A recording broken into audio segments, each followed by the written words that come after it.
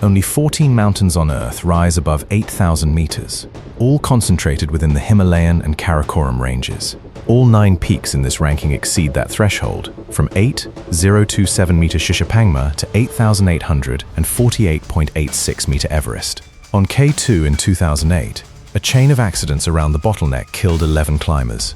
At this altitude, a collapsing serac, lost fixed ropes, or sudden weather changes can turn the descent into a crisis. Since September 2025, Nepal's spring climbing permit for Everest has cost $15,000 per person. A full commercial Everest expedition can cost roughly $40,000 to $150,000, depending on the operator and level of support. Yet Everest, despite being the highest point on Earth, does not rank as the most dangerous mountain on this editorial list. We will rank 9 mountains from relatively more accessible to the most severe survival challenge. For each peak, the route, high camps, technical sections, and danger zones will reveal where the real difficulty lies. When reliable data exists, costs, permits, and historical accidents will help place each risk in proper context. Altitude is only the first layer. Steepness, rock, ice, and rope skills determine what climbers actually have to do. Avalanches, seracs, rockfall, and powerful winds are hazards climbers can never fully control. And when an accident happens, distance from rescue can matter just as much as a few hundred meters of elevation. On the map, this journey stretches from Tibet and Nepal to the remote glacial valleys of Pakistan's Karakoram. The Himalayas rise like a colossal wall, where vertical distance matters far more than it does on a flat map. Farther west, the Karakoram is packed with rock, ice, and long glaciers leading toward K2 and Broad Peak. Above roughly 8,000 meters, the so-called death zone causes the human body to deteriorate even while standing still. And first in the countdown is number 9, Cho Oyu, on the border between Nepal and Tibet. At number 9 is Cho Oyu, a mountain located directly on the border between Tibet and Nepal. At 8,188 meters, Cho Oyu is the 6th highest mountain in the world and about 661 meters lower than Everest. Its northern approach allows road access close to base camp, a rare logistical advantage among 8,000-meter peaks that reduces the approach march. But it does not change the fact that the summit still lies deep inside the death zone. On October 19, 1954, Herbert Ticky, Joseph Jokla, and Pasang Dawar Lama became the first to reach its summit. The northwest route climbs from advanced base camp through high camps before following broad snow slopes toward the summit plateau. Most of the slope is moderately angled, but steeper ice steps and serac barriers still require fixed ropes, crampons, and jumars. The summit push still takes place above 8,000 meters, where oxygen shortage slows every step and exposure time becomes a risk. Road access comes with Chinese and Tibetan bureaucracy, so the expedition schedule still depends on permits and border access. The most notable dangers are hanging ice, avalanches, and high-altitude weather, where no terrain is ever truly gentle. In 1959, an international women's expedition was struck by an avalanche on Cho Oyu, killing 4 members. Compared with the mountains ahead, Cho Oyu has a less technical standard route and relatively convenient northern logistics. That is why Cho Oyu opens the ranking at number 9, although easy here only means easier by 8,000-meter standards. From Cho Oyu, the journey moves west across Tibet to Shishapangma, the lowest of the 14 8,000-meter peaks. At number 8 is Shishapangma, the only 8,000-meter mountain located entirely within Tibet. At 8,027 meters, Shishapangma ranks 14th in the world, making it the lowest of all 14 8,000-meter peaks. What causes confusion is that the northern route can lead to the central summit, while the true main summit lies farther along the ridge. So reaching the subsidiary summit does not mean the mountain is complete, especially when snow or wind makes the final traverse dangerous. On May 2nd, 1964, a Chinese expedition led by Zhu Jing completed the mountain's first ascent. The popular northern route climbs from advanced base camp through 3 high camps, then follows the northwest face and summit ridge. Near the central summit, the terrain is relatively moderate, but the difficulty rises sharply if climbers traverse the narrow snow ridge to the true summit. The highest camp is often placed around 7,500 meters, leaving a summit push that can last many hours in extremely thin air. The northern side also allows vehicles fairly close to base camp, but the entire expedition still depends on Chinese access permission. The main danger is avalanche exposure on the northern slopes and summit ridge, especially after fresh snowfall. In 1999, Alex Lowe and David Bridges were swept away by an avalanche on Shishapangma. Their remains were found in 2016. Compared with Cho Oyu, Shishapangma adds one major problem. Reaching the true summit requires a more complicated final ridge. Because the northern route is still relatively moderate, but the true summit is more demanding. Shishapangma ranks number 8. From Tibet, we move southeast to Everest, where absolute altitude raises every problem to another level. At number 7 is Everest, located on the border between Nepal and Tibet in the central Himalayas. Its official height of 8,848.86 meters makes Everest the highest mountain on Earth, nearly 238 meters higher than K2. During the spring 2026 season, more than 1,000 climbers and guides reached Everest's summit, while 5 deaths were recorded. That scale reflects a highly developed support system. Not that the altitude or Khumbu icefall has somehow become safe. On May 29, 1953, Edmund Hillary and Tenzing Norgay became the first climbers confirmed to have reached the summit. The South Col route passes through the Khumbu icefall, Western Sabliem, Lot's Face, South Col, and then the southeast ridge to the top. Climbers cross crevasses on aluminum ladders in the icefall, then spend hours jumbering up the hard ice of the Lot's Face. From the South Col at around 7,900 meters, the summit push continues through the night and deep into the death zone. Nepal's spring permit now costs $15,000, while a full commercial expedition can reach 6 figures. The Khumbu icefall is the signature hazard on the Nepal side because its moving maze of ice contains crevasses and unstable seracs. On April 18, 2014, a serac collapse in the icefall killed 16 Nepali climbing workers. Everest is far higher than Shishapangma, but its fixed ropes, Sherpa support, camps, and logistics are more developed than on any other 8,000er. Because of its extreme altitude but heavily supported route, Everest ranks 7th rather than taking the top danger spot. Leaving the Himalayas, we travel far west to Pakistan's Karakoram, where Broad Peak rises beside K2. At number 6 is Broad Peak, located in the Karakoram on the Pakistan-China border, close to K2. Broad Peak rises to 8,051 meters and ranks 12th in the world, but its name reflects a long summit ridge rather than exceptional height. Broad Peak has several high points along its summit ridge, so reaching the col does not mean the longest and hardest section is over. That extends summit day, draining strength while climbers still need enough time and oxygen for the descent. On June 9, 1957, Markus Schmuck, Fritz Wintersteller, Kurt Diemberger, and Hermann Buhl completed the first ascent. The West Spur route climbs from base camp through 3 high camps, reaches Broad Col, then follows the summit ridge to the main summit. The snow and ice slopes are not continuously as difficult as K2, but steeper sections still require fixed ropes before the long ridge. The final high camp sits below the summit ridge, so climbers still face hundreds of vertical meters before they can turn back down. In summer 2026, Pakistan's royalty fee for Broad Peak was $2,500 per foreign climber. Avalanches on the upper slopes are a major threat, while the long summit ridge can outlast the safe weather window before descent. On July 30th, 2026, an avalanche on Broad Peak killed all 10 members of one expedition. Broad Peak is lower than Everest and less technical, but Karakoram isolation can make the consequences of an accident far more severe. Its long summit ridge, avalanche exposure, and limited rescue options place Broad Peak at number 6 in this ranking. From the Karakoram, we return southeast to Nepal and Manaslu, a mountain notorious for avalanche danger. At number 5 is Manaslu, located in Nepal's Mansiri Himal, northwest of Kathmandu. At 8,163 meters, Manaslu is the 8th highest mountain in the world and rises more than 100 meters above Broad Peak. The northeast face route commonly uses 4 high camps and crosses glacial terrain that changes continuously from season to season.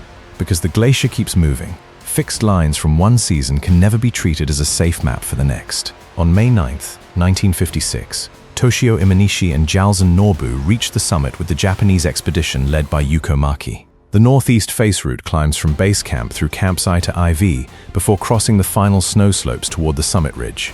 Between Camps I and I, climbers face crevasses, seracs, and steep ice steps that require jumbering on fixed ropes. From Camp IV, climbers usually leave at night to use the morning for the summit before winds and snow become less predictable.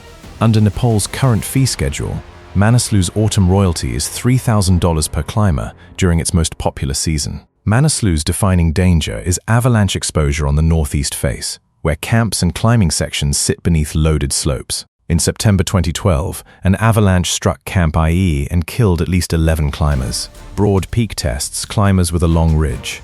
Manaslu increases the danger by keeping them longer beneath seracs and avalanche-prone slopes. That is why Manaslu ranks 5th. The technical climbing is not extreme, but avalanche danger on the normal route is significant. Next, the journey returns to the Karakoram to meet Gasherbrum I, once known to explorers as Hidden Peak. At number 4 is Gasherbrum I, or Hidden Peak, on the Pakistan-China border in the Karakoram. Gasherbrum I rises to 8,080 meters, ranks 11th in the world, and stands nearly 30 meters higher than Broad Peak. Its modern, normal route commonly uses the Japanese couloir, a steep corridor of snow and ice noticeably harder than the routes we have just seen. As the angle steepens, a slip does more than waste energy. It can become a long fall on hard terrain. On July 5, 1958, Pete Skoning and Andy Kaufman reached the summit with the American expedition led by Nicholas Clinch. The popular route begins on the Gasherbrum Glacier, passes through high camps, then climbs the Japanese couloir to reach the west spur. Inside the couloir, climbers face very steep snow and ice, crevasses, and the threat of rock or ice falling from above. The upper mountain still pulls climbers above 8,000 meters after hours on steep terrain, making the descent demanding when exhaustion has already set in. In 2026, Pakistan charged a summer royalty of $2,500 per foreign climber on its 8,000 ers other than K2. The Japanese couloir concentrates several hazards at once: steepness, avalanche risk, rockfall, and a long retreat back toward the glacier. In 2013, Polish climber Artur Hazer died after a fall in the Japanese couloir on Gasherbrum I. Manaslu threatens mainly with avalanches. Gasherbrum I adds sustained steep terrain and technical climbing in an even more remote environment. Because of the Japanese couloir and difficult retreat, Gasherbrum I takes number 4 in this editorial danger ranking. From the Karakoram, the journey shifts southwest to Nanga Parbat, a massive mountain marking the western edge of the Himalayas. At number 3 is Nanga Parbat, located in Gilgit-Baltistan near the western end of the Himalayan range. At 8,126 meters, Nanga Parbat ranks 9th in the world and is famous for its enormous vertical relief above the surrounding valleys. The Kinshofer route on the Diamir face avoids more avalanche-prone central terrain but replaces it with a technical wall of rock and ice. That means climbers reduce one objective hazard while accepting harder technical climbing low on the route. On July 3, 1953, Hermann Buhl completed the first ascent after an exhausting final push alone. The Kinshofer route climbs the Diamir face through high camps, crosses the Kinshofer wall, then continues over ice slopes toward Camp IV. The Kinshofer wall forces climbers to Jumar steep mixed rock and ice, where clipping ropes or passing others quickly drains energy. From Camp IV at around 7,000 meters, the summit push remains very long, forcing climbers back onto technical ground while exhausted. Like Pakistan's other 8,000 ers except K2, Nanga Parbat carried a summer 2026 royalty of $2,500 per foreign climber. Avalanches, rockfall, and rapidly changing weather on the Diamir face can turn a long retreat on fixed ropes into a survival problem. In 1970, Gunther Messner disappeared while descending the Diamir face after the first ascent of the Rupel face. His remains were found in 2005. Gasherbrum I has one steep couloir. Nanga Parbat combines technical climbing, huge vertical relief, and a longer retreat into a greater overall challenge. The combination of the Kinshofer wall, enormous relief, and long descent places Nanga Parbat at number 3. From Pakistan, the journey returns to central Nepal and Annapurna I, where the greatest danger is not necessarily a difficult climbing move. At number 2 is Annapurna I, located in the Annapurna Massif of central Nepal, north of the Pokhara Valley. Annapurna I rises to 8,091 meters and ranks 10th in the world, only about 11 meters higher than Gasherbrum I. Annapurna's fearsome reputation comes largely from avalanche and serac danger on its routes, not only from technical climbing difficulty. A climber can perform every move correctly and still be caught in the path of unstable ice or snow.